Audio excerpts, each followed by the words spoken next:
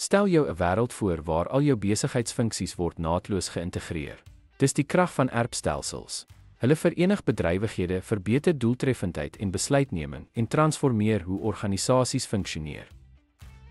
Suksesvolle ERP-implementering vereis deeglike beplanning en 'n goeie begrip van die organisasie se doelwitte en vereistes.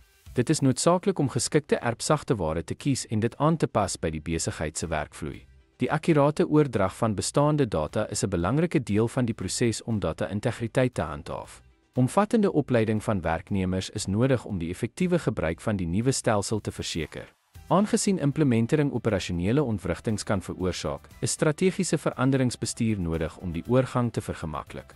Deurlopende ondersteuning na implementering, insluitend gereelde monitering en opdaterings, is die sleutel tot die handhawing van die doeltreffendheid van die stelsel oor tyd. Ten slotte, die implementering van 'n ERP-stelsel is 'n uitdagende, maar hoogs voordelige onderneming wat verskeie besigheidsfunksies binne 'n enkele platform verenig. Wanneer dit effektief uitgevoer word, verbeter dit operasionele doeltreffendheid en maak dit meer ingeligte, data-gedrewe besluite regdeur die organisasie moontlik. Dankie dat u by ons aangesluit het.